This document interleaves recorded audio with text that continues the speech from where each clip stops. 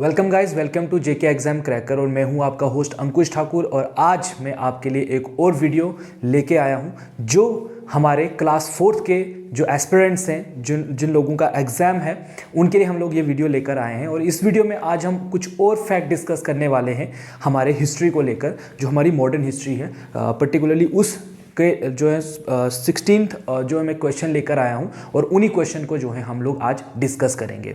ठीक है guys, so I hope कि ये क्वेश्चन जो है या जो ये हम लोग आज की जो हमारी वीडियो रहेगी ये आपके लिए काफ़ी बेनिफिशियल रहे। और इसमें जितने भी फैक्ट्स हैं उनको याद कीजिए, क्योंकि ये आपके एग्जाम के पॉइंट ऑफ व्यू से काफ़ी इंपॉर्टेंट है। तो चलिए guys, without wasting our time हम लोग स्टार्ट करते हैं आज का पहला क्वेश्चन, जो है Vasco D gamma reach Calicut on. तो आपको याद होगा कि इंडिया में बहुत सारी ईस्ट से बहुत सारी कंपनीज ने एंट्री मारी थी। पोर्तुगीज़ उनमें से थे, ब्रिटिश उनमें से थे, डच उनमें से थे, और भी बहुत सारी फोर्सेस जो हैं वो इंडिया आई थी एज अ ट्रेडिंग कंपनी। तो पोर्तुगीज़ के ही वास्को डी गामा थे जो पहली बार इंडिया पहुंचे थे। तो यहाँ पर क्वेश्चन ये पूछ रहा है कि वास्को डी गामा जो है वो रीच्ड कैलिकट ऑन। तो वास्को डी गामा कैलिकट कब पहुंचे हैं? तो गाइज इसकी अगर हम डेट देखें तो इसकी एग्जैक्ट डेट क्या है आपकी? 17th of May 1498। ये इसकी इंपॉर्टेंट डेट है। ठीक है, देखिए यहां पर आपको यह भी पूछ सकता है एग्जामर कि बताइए वास्को डी गामा इंडिया में कहां आया था। तो गाइज वो कहां पर आए हैं? कैलिकट में। ठीक है, सो कैलिकट में ये एंट्री मार रहे हैं वास्को डी गामा जी। और कौन सी डेट को मार रहे हैं? That is 17th of May 1948 को। ठीक है गाइज, तो इसकी डेट जो है वो याद रखिएगा। नेक्स्ट जो क्वेश्चन आ रहा है, the first governor of Portuguese. अब पोर्तुगीज जब इंडिया आए तो उनके पहले गवर्नर का क्या नाम था? सो अगर उनके हम पहले गवर्नर का नाम देखें तो उनका नाम था फ्रांसिस्को एल्मीडा। ठीक है गाइस, क्या नाम था? फ्रांसिस्को एल्मीडा। हाँ, सबसे पहले आप जो है इनका एक स्क्रीनशॉट ले लीजिए। ठीक है, तभी हम उसके बाद जो है हम इनके क्वेश्चन को जो है वो डिस्कस करेंगे।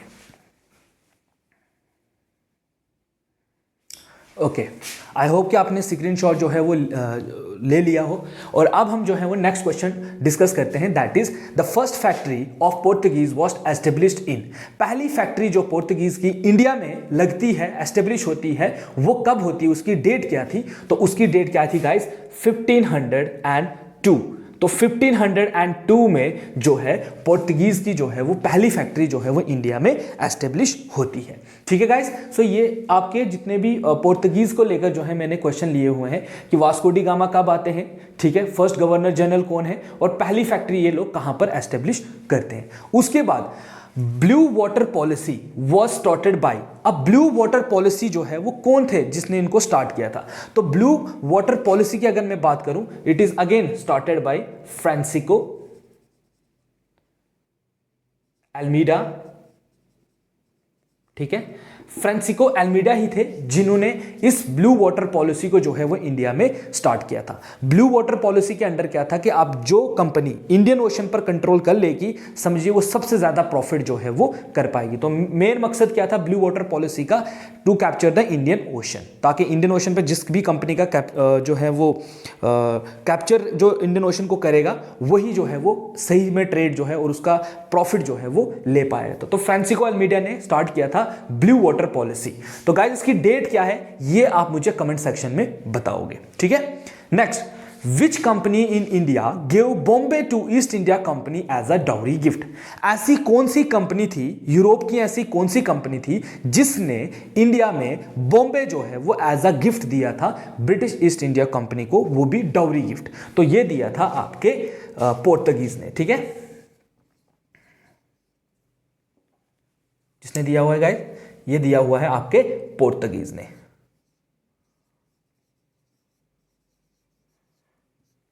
ठीक है, और ये किसको दिया था? विलियम जो है ब्रिटिश जो किंग थे, ठीक है, उनको दिया था। उनका नाम क्या है ये आप मुझे कमेंट सेक्शन में बताओगे।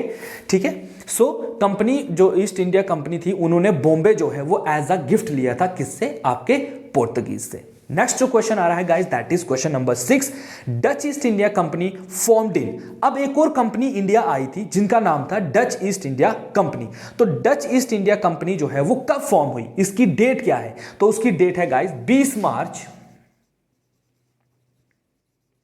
1602। ठीक है, 20 मार्च 1602 को जो है डच ईस्ट इंडिया कंपनी जो है वो फॉर्म होती है और इंडिया आते हैं वो लोग किस लिए, ट्रेड करने के लिए। नेक्स्ट जो क्वेश्चन आ रहा है guys, that is east India company was formed in. अब ईस्ट इंडिया कंपनी कब बनी? डच ईस्ट इंडिया कंपनी हमें पता चली 1602 में बनती है, तो बताइए ईस्ट इंडिया कंपनी की फॉर्मेशन कब होती है? तो उसकी जो डेट है दैट इज 31 ऑफ दिसंबर 1600। ठीक है, सो 31 ऑफ दिसंबर 1600 को जो है वो आपकी ईस्ट इंडिया कंपनी इंडिया में एंट्री मारती है। बेसिकली ये लोग कौन थे? ये ग्रुप ऑफ मर्चेंट्स था जो इंडिया आया था सिंपली एक ट्रेड करने के लिए, और इन्होंने उस ट्रेडिंग कंपनी का नाम क्या रखा था? East India company. इसको चार्टर को इन्होंने परमिशन किससे ली थी कि ये लोग इंडिया आकर ट्रेड करेंगे? वो भी मैं अभी आपको जो है नेक्स्ट क्वेश्चन इसी पे हमारा है और उसी को हम डिस्कस करेंगे। सो गाइस, जो अगला क्वेश्चन आ रहा है that is question number 8, who was the captain of first East company ship that sail to India? ऐसे उस कैप्टन का नाम बताइए, पहले कैप्टन का जो ईस्ट इंडिया कंपनी के शिप को लेकर इंडिया आया था। तो उसका नाम क्या था? उसका नाम था विलियम हॉकिंस। क्या नाम था उसका? William Hawkins. So William Hawkins जो है वो पहला कैप्टन था ब्रिटिशर का, जो ब्रिटिशर्स की शिप, और उस शिप का नाम क्या था? हेक्टर।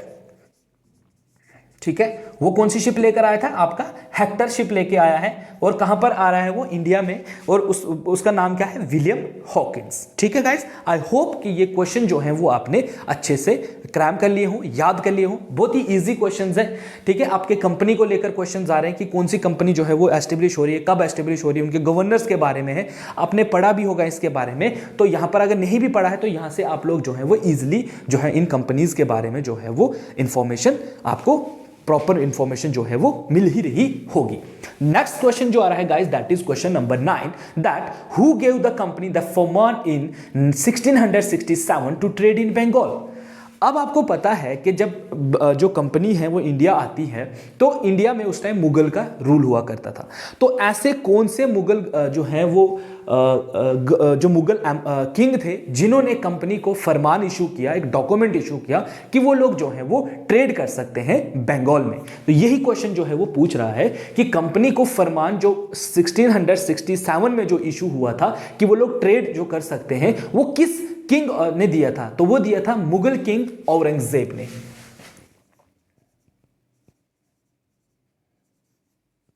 ठीक है गाइस, सो कौन थे जिन्होंने 1667 में जो है फरमान इशू किया इंग्लिश ईस्ट इंडिया कंपनी को कि वो लोग जो है वो ट्रेड कर सकते हैं यहां पर? ठीक है गाइस, ये कंपनी जो है ये कौन सी कंपनी है आपकी? The company is EIC, that is east India company. So east India company जो है 1667 को उनको परमिशन मिल जाती है इंग्लिश कि वो फ्री ट्रेड कर सकें आपके बंगाल में। देखिए, इसमें आपको ये भी पूछ सकता है कि बताइए औरंगजेब ने फरमान कब इशू किया था, या ये भी पूछ सकता है कि जो फ्री ट्रेड था वो इंडिया में किस स्टेट में जो है वो इशू हुआ था कि ये स्टेट मतलब पहली बार जो है वो ट्रेड कर सकते थे, तो दैट इज बंगाल। तो ऐसे घुमा घुमा कर भी क्वेश्चंस आपको आ सकते हैं। ठीक है, तो ये क्वेश्चन जो है समझिए इसको पूरे क्वेश्चन को, और उसके बाद जो है आप जो पेपर में आपको जिस तरीके का भी नेचर क्वेश्चन का रहेगा उसको आपने अच्छे से डिस्कस करना है या ठीक करके आना है। नेक्स्ट जो क्वेश्चन आ रहा है guys that is who authorise the East India Company to trade in east? अभी मैंने आपको बताया कि कंपनी जो फॉर्म हुई थी आपकी 31 दिसंबर 1600 को, उस कंपनी को किसने परमिशन दी थी कि आप जाइए और ईस्ट में, ईस्ट इज इन इंडिया है ना, एशियन जो कंट्रीज हैं उनमें जाकर जो है वो ट्रेड कीजिए। तो इनको परमिशन देने के लिए जो अनुमति थी वो किसने दी थी? वो दी थी क्वीन एलिजाबेथ ने। Queen Elizabeth first. ठीक है, क्वीन एलिजाबेथ फर्स्ट। पेपर में फर्स्ट, सेकंड, थर्ड, फोर्थ ऐसे भी दे सकते हैं, लेकिन आपने याद रखना है क्वीन एलिजाबेथ आई। बहुत सारे बच्चे इसको क्वीन एलिजाबेथ फर्स्ट भी कहते हैं, कुछ लोग इसको क्वीन एलिजाबेथ आई भी कहते हैं। तो चाहे आई है चाहे वन है, उसको याद रखिए कि ये क्वीन एलिजाबेथ ही थी जिसने जो है वो कंपनी को, ईस्ट इंडिया कंपनी को परमिट किया कि आप लोग जाइए और ईस्ट में जो है वो ट्रेड जो है वो कीजिए। क्यों? क्योंकि यूरोप में बहुत सारी रिसोर्सेज जो हैं वो जो है इतने रिसोर्सेज नहीं थे कि वो लोग अपनी पॉपुलेशन को फीड कर पाते, इसलिए ये ट्रेडिंग कंपनी जो है वो इंडिया आई ताकि ये यहाँ से ट्रेड कर सकते यूरोप के लिए। तो इन्होंने, ये लोग बहुत सारे ट्रेड करते थे, मसाले, है ना, food grains, cotton and so many other materials from India से वो लोग जो है वो यूरोप लेके जाते थे, जिससे वो बहुत ज़्यादा मुनाफा कमा रहे थे। सो गाइज नेक्स्ट आ रहा है बैटल ऑफ प्लेसे। याद होगा आपको बैटल ऑफ प्लेसे, इस पे मेरी वीडियो भी है, अगर आप देखना चाहें तो यूट्यूब पर जो है इसका प्रॉपर हमारे जेके एग्जाम क्रैकर जो चैनल है उस पे जो है इसकी प्रॉपर वीडियो बनी हुई है ईस्ट इंडिया कंपनी के ऊपर, और आपके जितने भी बाकी companies, trading companies India I हैं उन पर एक पर्टिकुलरली एक वीडियो बनी हुई है, प्लेलिस्ट बनी हुई है हमारी, आप उसमें जाकर जो है वो देख सकते हो for further, for extra information अगर आपको चाहिए तो। लेकिन हम लोग जो है यहाँ पर डिस्कस कर रहे हैं कि बैटल ऑफ प्लेसे कब हुई। तो बैटल ऑफ प्लेसे जो हुई है दैट इज इन 1757। ये बहुत बार क्वेश्चन जो है वो पेपर में पूछा गया है। तो इसकी एग्जैक्ट डेट क्या है ये भी आप मुझे कमेंट सेक्शन में करोगे, ठीक है, इसको आप मुझे कमेंट्स करोगे, ठीक है, इसके डेट को लेकर कि बताइए कि कौन सी डेट को जो है एग्जैक्ट जो है वो बैटल ऑफ प्लेसे हुई। उसके बाद जो है बैटल ऑफ बक्सर कब हुई है, तो बैटल ऑफ बक्सर हुई है 1764 को। ये दोनों वॉर्स जो हुई हैं, इन दोनों वॉर्स से क्या हुआ था, इन दोनों वॉर्स से हमारा एक ट्रेडिंग सेंटर इंडिया में जो था बंगाल, उसको ब्रिटिशर ने कैप्चर किया था। सो यही दो वॉर्स थी जिनकी वजह से जो बंगाल है उस पे जो इंग्लिश थे, जो अंग्रेज थे, उन्होंने कैप्चर, इसको कब्जे में लिया था इन दो वॉर से। याद रखिएगा, बैटल ऑफ प्लेसे और बैटल ऑफ बक्सर दो ऐसी लड़ाइयां थी जो बंगाल में लड़ी गई हैं, बंगाल के नवाब्स के साथ लड़ी गई हैं, जिनके अंडर जो है बंगाल को कैप्चर कर लिया गया है। ठीक है, सो याद रखिए battle of Plassey, battle of Buxar, इनकी डेट्स क्या है मुझे कमेंट सेक्शन में जरूर बताइएगा। ठीक है, नेक्स्ट जो क्वेश्चन आ रहा है, in which place in India British started dual system of government. तो ऐसी कौन सी स्टेट थी इंडिया में जहां पर ब्रिटिशर्स ने पहली बार ड्यूल सिस्टम ऑफ गवर्नमेंट जो है वो स्टार्ट किया था। ड्यूल सिस्टम का मतलब होता है दो टाइप की गवर्नमेंट। ठीक है, सो पहले इसको मैं बताता हूं क्या होता है, कहां पर हुई थी, तो ये हुआ था आपका बंगाल में। ठीक है, सो बंगाल में क्या हुआ था, ब्रिटिशर्स ने इस बैटल ऑफ बक्सर के बाद जो है वहां पर dual system of government start किया था। ड्यूल सिस्टम का मतलब ये है कि अगर हम एडमिनिस्ट्रेशन के नाम पर देखते तो अंग्रेजों ने नवाब्स को ही रखा, मतलब जो वहां के नवाब थे उनको ही कहा कि तुम लोग एडमिनिस्ट्रेशन करो, लेकिन रियल जो पावर थी वो अपने हाथ में रखी। काइंड ऑफ बंगाल में इस ड्यूअल सिस्टम के अकॉर्डिंग उन्होंने क्या किया, पपट नवाब जो है वो इंस्टॉल कर दिए, जिनसे वो जब चाहे जो मर्जी चाहे उनसे करवा सकते, फ्री ट्रेड, फ्री मतलब रेवेन्यू कलेक्शन के भी उन्होंने उनसे परमिशन ले ली। तो खाली एडमिनिस्ट्रेशन करने के लिए उन्होंने नवाब्स को रखा, बाकी जितनी भी पावर्स थी वो अपने हाथ में रखी। जैसे हमारे यहां पर क्या होता है, ड्यूल सिस्टम में क्या होता है, एक सेंटर गवर्नमेंट होती है, एक स्टेट गवर्नमेंट होती है। सेंटर गवर्नमेंट हमेशा स्टेट गवर्नमेंट को अपने कैप्चर में ही रखती है ना। So this is also a dual system of government. So यहां पर भी ड्यूल सिस्टम जो है वो गवर्नमेंट का इशू किया गया था, कौन सी स्टेट में, ब्रिटिशर्स के द्वारा बंगाल में। या ये भी पूछ सकते हैं कि ड्यूल सिस्टम जो है वो इंडिया में कहां स्टार्ट किया गया था, या बंगाल में कौन सा सिस्टम जो है वो पहली बार इंट्रोड्यूस किया गया था। आपको एग्जामर जो है घुमाकर भी क्वेश्चन जो है वो पूछ सकता है। आपको जो है क्वेश्चन के नेचर को समझना है कि वो क्या पूछ रहा है आपसे, ठीक है, और तब जाकर आप उसका सही से आंसर जो है वो दे सकते हो।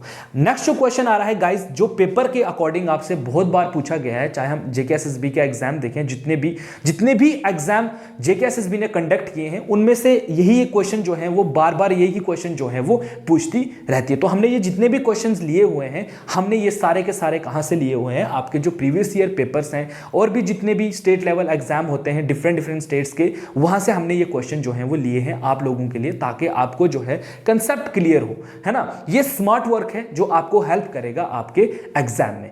ठीक है, सो नेक्स्ट जो आ रहा है that is treaty of Madras. तो बताइए ट्रीटी ऑफ मैड्रास जो है वो कब हुई थी। तो ट्रीटी ऑफ मैड्रास हुई है 4 अप्रैल 1769 को। ठीक है गाइस, सो क्या कह रहा है कि ट्रीटी ऑफ मैड्रास कब होती है, ट्रीटी ऑफ मैड्रास होती है आपकी 4 अप्रैल 1769 को। और ये ट्रीटी ऑफ मैड्रास किसके साथ होती है, तो इसको याद रखिए, ये होती है फर्स्ट जो एंग्लो मैसूर वॉर हुई थी, इस ट्रीटी के अंदर ही first Anglo Mysore war end होती है। या ये भी पूछ सकता है कि आपको एग्जामर कि फर्स्ट एंग्लो मैसूर वॉर कैसे एंड हुई, उसका रिजल्ट क्या आया। तो उसमें आपको मैड्रास भी दे सकता है, मैंगलोर भी दे सकता है, श्रीरंगापट्टनम भी दे सकता है। तो आपको पता होना चाहिए कि जो फर्स्ट एंग्लो मैसूर वॉर थी वो कैसे खत्म होती है। वो खत्म होती है ट्रीटी ऑफ मैड्रास से। तो या तो आपको ट्रीटी पूछ सकता है पेपर में, या आपको वॉर के बारे में जो है वो पूछ सकता है, क्योंकि ये जो वॉर्स हैं, जो एंग्लो मैसूर वॉर हैं, इनके अकॉर्डिंग वो लोग दूसरा जो ट्रेडिंग सेंटर था हमारा इंडिया का, दैट इज मैड्रास, उसको कैप्चर करने का सोच रहे थे। और फाइनली वो लोग जो है वो इसमें सक्सेसफुल भी हो गए थे। ठीक है, सो नेक्स्ट जो क्वेश्चन आ रहा है guys, that is question number 15, that is treaty of Mangalore. तो याद रखिए ट्रीटी ऑफ मैंगलोर कब हो रही है? सेकेंड एंग्लो मैसूर वॉर पर। सेकेंड एंग्लो मैसूर जो वॉर हुई थी, ठीक है, सेकेंड एंग्लो मैसूर वॉर जो हुई है, ठीक है, जो मैसूर वॉर हुई है दूसरी वाली, उसको एंड किया गया था ट्रीटी ऑफ मैंगलोर के अंडर। और ट्रीटी ऑफ मैंगलोर जो हुई है दैट इज इन 11 मार्च 1784 को। ठीक है, 11 मार्च 1784 या 11 ऑफ मार्च 1784 को जो है वो ट्रीटी ऑफ मैंगलोर होती है। किस लिए? सेकेंड एंग्लो मराठा वॉर को, सेकेंड एंग्लो मैसूर वॉर को खत्म करने के लिए। तीसरा जो क्वेश्चन आ रहा है, लास्ट जो क्वेश्चन आ रहा है guys, that is treaty of Srirangapatnam. याद रखिए श्रीरंगापट्टनम जो ट्रीटी हुई थी, ये हुई थी आपके थर्ड जो मैसूर वॉर थी। ठीक है, मैसूर जो वॉर थी उसको एंड करने के लिए। और इसकी जो डेट है, उसकी डेट का अगर मैं बताऊं तो ये हुई थी आपकी 18 मार्च 1792 को। ठीक है, इसका एग्जैक्ट डेट क्या है? 18 मार्च 1792 को जो है वो आपकी ट्रीटी ऑफ संगीरीपट्टनम होती है, श्रीरंगापट्टनम होती है, जिसके अकॉर्डिंग आपकी जो थर्ड मैसूर वॉर जो है वो खत्म हो जाती है। ठीक है गाइस, तो ये थे आज के हमारे कुछ इंपॉर्टेंट फैक्ट्स जो आपके लिए हम लोग लेकर आए थे। आई होप कि आपके लिए बहुत सारे बेनिफिशियल रहे, आपको जो है स्मार्ट वर्क करें आप इस पर, आपके ये क्वेश्चन जो हैं वो आपको एग्जाम में हेल्प करें। तो यही हमारा मोटिव है। इसके बाद हमारी एक और वीडियो रहेगी जिसमें हम लोग यहाँ से आगे की जो ऑब्जेक्टिव्स आपके रहते हैं, या लोग जितने भी हमें लगता है कि इंपॉर्टेंट मॉडर्न हिस्ट्री के जितने भी इंपॉर्टेंट आपके फैक्ट्स हैं वो हम आप तक जरूर पहुंचाएंगे। तो ठीक है गाइस, तो आज की वीडियो में आज के लिए इतना ही। तो मिलते हैं अगले वीडियो में, तब तक के लिए हैव अ गुड डे।